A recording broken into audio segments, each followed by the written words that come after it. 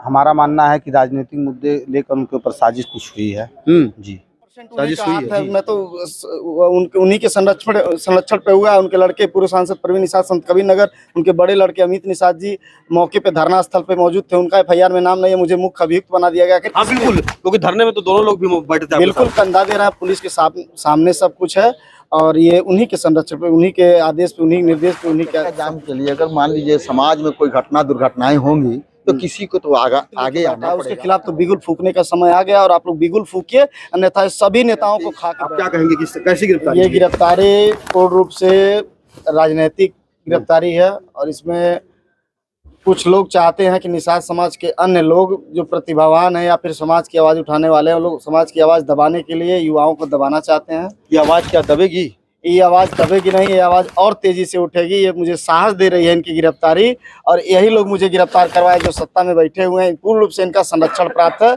नहीं तो पुलिस मुझे 1 महीने से कुछ नहीं बोली थी।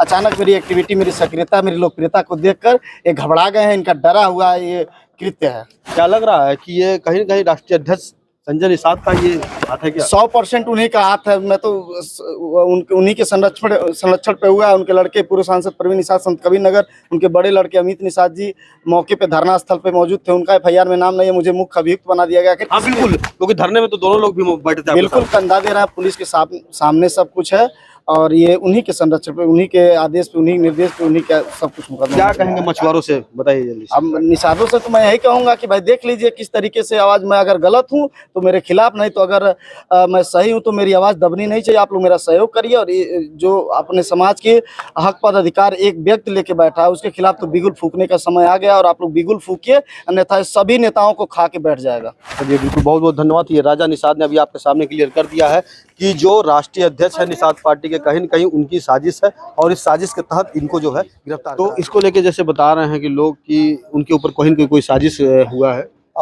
हमारा मानना है कि राजनीतिक मुद्दे लेकर उनके ऊपर साजिश कुछ हुई है। जी, साजिश हुई है। जी। मैं बता दूं अभी राजा निषाद के अंदर पेशी हो रही है, बाहर समर्थक जुटे। क्या कहेंगे रेता जी, राजा निषाद की जो गिरफ्तारी हुई है चक्का जाम को लेकर, आप भी देखिए चक्का जाम के लिए अगर मान लीजिए समाज में कोई दुर्घटनाएं होंगी तो किसी को तो आगे आना पड़ेगा और वह राजा निषाद जो है कि आगे आकर के समाज को न्याय दिलाने के लिए लड़ाई लड़ रहे हैं। अगर समाज को कोई न्याय दिलाने के लिए लड़ाई लड़ रहा है, अगर उसके साथ ऐसा घटनाएं हो तो सरासर अन्याय है, ऐसा नहीं होना चाहिए।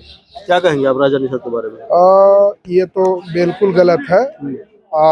अगर अपने समाज की आवाज को बुलंद करने का काम राजा निषाद जी ने किया तो जो भी उनके ऊपर दुरुपयोग हो रहा है ये सरासर अन्याय है और ऐसा नहीं होना चाहिए। इसको तो निषाद समाज को समझना चाहिए कौन हमारा। नहीं, मुकदमा उस मामले में लगा था कई लोगों के ऊपर, लेकिन क्या रहा टारगेट राजा के ऊपर क्यों टारगेट हुआ? देखिए राजा के ऊपर टारगेट इसलिए हुआ कि राजा कई मामले में जाते हैं, समाज की बात रेगुलर उठाते हैं। तो जो आदमी समाज की बात को रेगुलर उठाता है, समाज के लिए जीने मरने के लिए तैयार रहता है, समाज के हक अधिकार के लिए रेगुलर बात करता है, तो वह एक लोगों के दिमाग में चढ़ जाता है। देखा जाए कि रूटीन उनका चल रहा था, बाकी लोग भी रूटीन पे अपना काम कर रहे थे। मुकदमे भले था लेकिन जो है कुछ लोग दबी जुबान बता रहे हैं कि समाज के जो सौदागर हैं, सौदागर नेता, वह उसके पीछे उनका कहीं न कहीं हाथ है। देखिए हम अब जिसको हम सही नहीं जानते हम उसके बारे में नहीं बता पाएंगे, लेकिन यह है कि राजा निषाद समाज के लिए कार्य कर रहे हैं और वो समाज के लिए कार्य करेंगे। समस्त जो निषाद समुदाय उनके साथ हैं, हर तरह से उनका सपोर्ट करने के लिए तैयार है। क्या कहेंगे आप? देखिए ये जो गिरफ्तारी हुई है ये समझिए कि सरासर ये गलत है और गिरफ्तारी, इसमें कोई ऐसा धारा भी नहीं है, छोटा मोटा धारा जो 6 महीने के अंदर का है और न्यायालय का ये आश्वासन है, मतलब ये कानून है कि 10 साल से पहले का कोई भी धारे में गिरफ्तारी नहीं होनी चाहिए।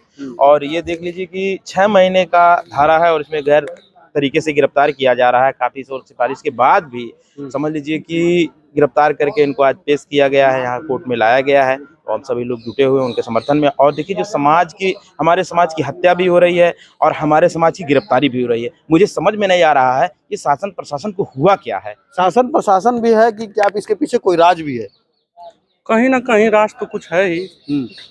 अगर राज नहीं रहता तो ऐसे क्रांतिकारी साथी जो हर निषाद समाज के लिए निस्वार्थ भाव से कदम से कदम मिला के जो साथ देते हैं, हर एक घड़ी में, दुख की घड़ी में खड़े रहते हैं, वो तो कहीं ना कहीं साजिश तो रची गई है उनको गिरफ्तार करवाने में, जो कि उचित नहीं था। अच्छा, देखा जाए युवा जो है काफी संख्या में जो क्रांतिकारी युवा हैं, काम कर रहे हैं, समाज के लिए दौड़ रहे हैं, उन लोगों के ऊपर अगर इस तरह से मुकदमे होंगे तो बाकी युवाओं का मनोबल कैसा रहेगा?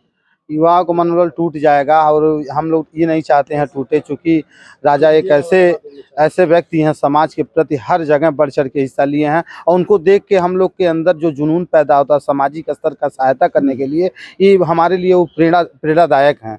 हमेशा से कुछ ऐसा काम को उनको देख कर हम लोग फॉलो करते हैं। और लोगों की गिरफ्तारी क्यों नहीं हुई? अब और लोग की गिरफ्तारी तो हम चाहेंगे अगर मुख्य रूप से जो है उनकी हो भाई, अगर नियम कानून में ऐसा कुछ है, सीएम सेल जो भी लगा उनके ऊपर, अगर नियम अनुसार अगर गिरफ्तारी है तो भाई करे, लेकिन सबका करें, स्पेशल इनका ना करें। क्या कहेंगे इस तरह से जो गिरफ्तारी हुई है? गलत तरीके से प्रशासन के द्वारा, शासन के द्वारा भाई को गलत तरीके से गिरफ्तार किया गया है। ऊपर से कुछ नेताओं का, इसे समाज के नेताओं का ऐसा कुछ है कि भाई को जबरदस्ती गिरफ्तार। कौन है वो समाज का नेता जो सौदागर? नहीं, अभी उसका नाम नहीं उजागर हुआ है, कुछ अभी करना नहीं है। नहीं, अब नहीं करना तो है, उजागर नहीं है, नाम हम लोग को अभी पता नहीं है, नाम वो भी आ जाएगा। युवाओं का हुजूम है, युवाओं को मनोबल अगर तोड़ रहा है वो व्यक्ति, उस व्यक्ति का नाम आप लोग अंदर छुपा के अभी रखेंगे? नहीं, ऐसी कोई बात नहीं है, उसका नाम जल्दी सामने आ जाएगा। कुछ लोग ऐसे हैं कि जो है फिर अभी राजा निकलेंगे तो फिर वो क्या खुलासा करेंगे? हाँ बिल्कुल बिल्कुल बिल्कुल राजा बताएंगे उसका नाम? जी बिल्कुल बिल्कुल आएंगे, सामने आएंगे। चलिए, बिल्कुल मैं बता दूं, अभी राजा कुछ देर में यहाँ पे आ रहे हैं, मैं उनसे बात करूंगा।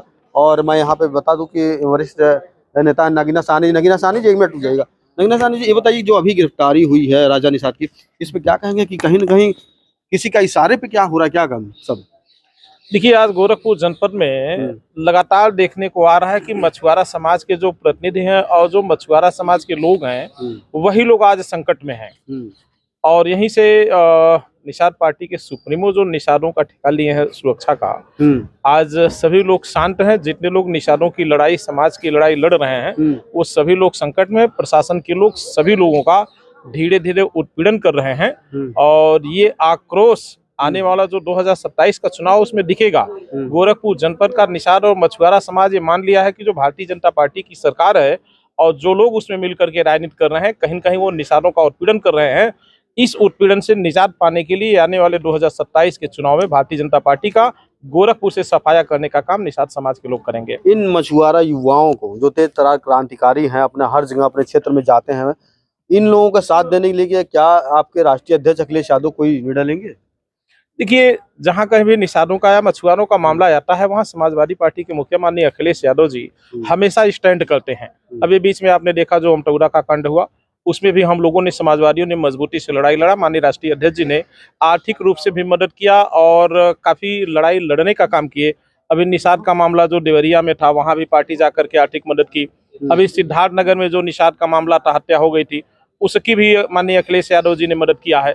तो जहां कहीं मछुआरों या किसी का भी मामला जो आ रहा है, विपक्ष में रहने के नाते माननीय अखिलेश यादव जी उसकी लड़ाई मजबूती से लड़ने का